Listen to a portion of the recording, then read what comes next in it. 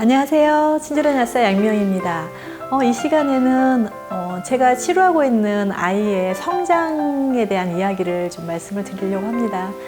제가 그 아이의 성장을 위해서 키 성장을 위해서 상담을 했던 게 아니고 역시나 아토피가 있는 아이예요. 아토피가 전신에 있어서 이 어머님도 걱정도 많으시고, 그리고 지금 초등학교 6학년인데 성장에 대해서 굉장히 관심이 많고 이런데, 지금 당장 아토피가 너무 급하다 보니까 키 크고 뭐 그런 거 미모에 대한 걸 걱정할 수가 없는 그런 상황이었거든요.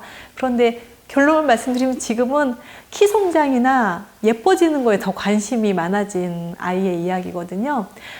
이 아이가 얼굴에 우선 아토피가 많았고요. 목선에 많아서 학교를 가게 되면 좀 주눅이 들어서 생활을 많이 했다고 해요. 이게 남들이 보이는 부분이었기 때문에. 몸은 좀 가릴 수가 있는데 얼굴하고 목선에. 그래서 이 아이의 처음에 제가 환부 사진을 받았어요. 착하게 예쁘게 생겼더라고요. 그래서 이 아이도 이제 한두 달 되게 열심히 치료를 하고 있었는데, 세 번째 딸이 끝나고 네 번째 딸이 될 때 어머니 뭐라고 하시냐면, 이제 아이가 이렇게 좋아졌어요 하고 사진을 보여줬는데 저는 깜짝 놀랐어요. 처음에 그 아이가 아닌 줄 알았어요. 왜냐면 얼굴이 너무 많이 바뀌어 있는 거예요. 그러니까 피부도 너무 깨끗해지고 하다 보니까 아이 얼굴이 정말 동일인물로 잘 안 보일 정도로 좋아졌는데, 이 어머님이 더 좋아하시는 건 뭐냐면 3개월 만에 5cm가 컸어요 그러더라고요. 어떻게 이렇게 클 수가 있어요? 그렇게 말씀을. 제가 아토피 치료하는 그 제제들 많이 말씀드렸잖아요. 거기에 뭐 성장을 위해서 단백질을 넣어준다거나 성장을 위해서 미네랄을 넣어준다, 전혀 그런 거 없었거든요. 어떻게 이렇게 클 수가 있을까요? 혹시 비타민 D가 아이를 성장시켰을까요? 이렇게 말씀을 하시는 거예요.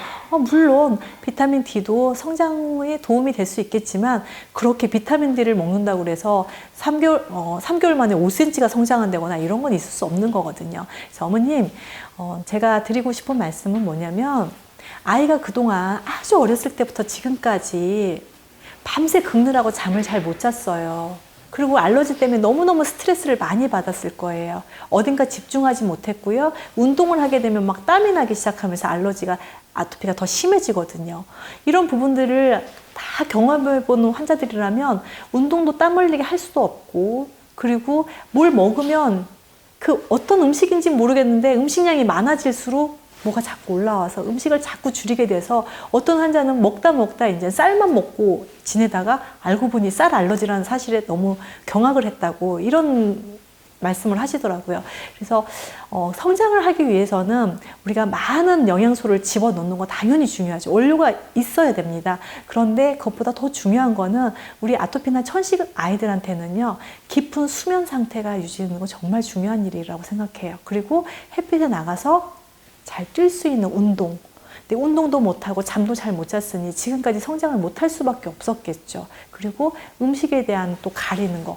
여러 가지 요소들이 성장을 방해했던 요소들을 해결을 했다는 거죠. 제가 첫 시간에 제가 이 영상을 찍게 된 이 병리학이라는 게 무엇이고 영상을 찍게 된 제 의도나 제 취지를 말씀을 드렸을 때, 어떤 질병이 생긴 원인을 잘 파악해서 거기를 좀 치료를 해보자. 지금 나타난 현상만 보지 말고 그 원인이 무엇이고 그 원인을 방치했을 때 또 어떤 결과가 생기는지, 그 결과물도 해결해야 되고 원인도 해결하는 방법에 대해서 연구된 논문들이 많으니까 여기에 접목시켜보자라고 말씀을 드렸던 것처럼, 아이들이 성장을 못하는 이유를 가만히 좀 들여다보셨으면 좋겠어요. 요즘에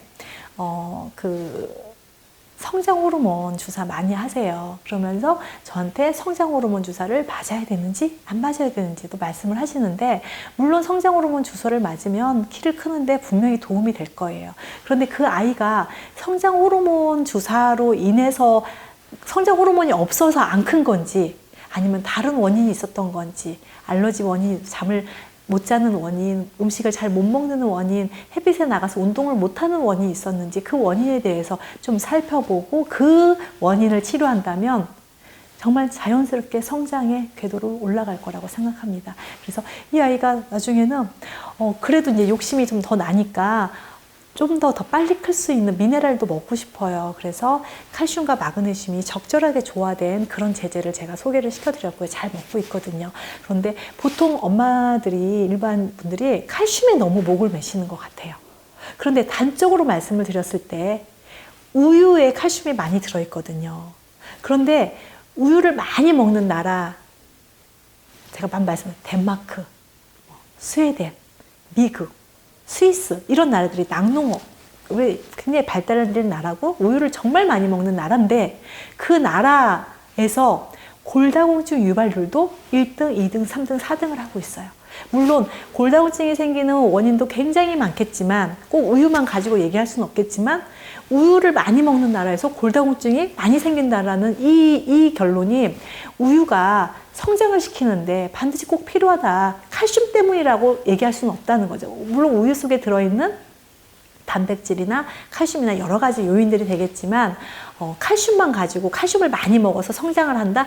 이런 이론들은 아니라는 거예요. 그래서 골고루 특히나 칼슘 섭취가 내 몸의 뼈에서 뼈량을 늘리는 데 필요한 건 마그네슘이라고 제가 말씀을 드렸고 거기 중간에 비타민 D가 또 포함이 돼 있으니까 미네랄을 선택하실 때 칼슘만 많이 들어있는 게 아니라 실제적으로는 마그네슘 용량이 좀 더 많은 제제로 선택하시고 칼슘과 마그네슘이 어떤 물질로 싸져 있는지 그러니까 어떤 제품을 칼슘만 쑥 넣는 게 아니에요. 칼슘에 구연산을 싼다거나 옷을 어떤 걸 입히냐에 따라서 흡수율이 완전히 달라지거든요. 그리고 몸의 효과라든가 몸의 좋은 반응들이 달라지기 때문에 이제 그런 것들까지도 제품의 그 퀄리티를 또 거기서도 봐야 된다고 생각해요. 그래서 그리고 알러지가 있는 환자들 정말 조심해야 되는 게 칼슘 용량이 높은 제제를 먹이시면요 알러지가 더 올라갑니다. 마그네슘은 알러지에 대한 반응들을 좀 낮춰주는 거고요. 칼슘이 많아지면 그런 그 민감도가 올라가는 걸로 되어 있어요. 그렇다면 내가 성장하는데 물론 칼슘도 중요하지만 마그네슘과 칼슘의 비율 이런 것들도 굉장히 중요하겠죠. 오늘은 아토피 환자가 성장한 아토피와 별개로 성장이라는 개념에 대해서 면역질환이 있는 환자들이 어떻게 하면 성장할 것이냐 아니면 면역질환이 없다 하더라도 아이들한테 성장이라는 개념을 어떻게 우리가 인식할 것이냐에 대해서 오늘 잠깐 말씀을 드렸습니다. 오늘 경청해 주신 여러분 감사드리고요. 또 더 좋은 정보 가지고 찾아뵙겠습니다. 고맙습니다.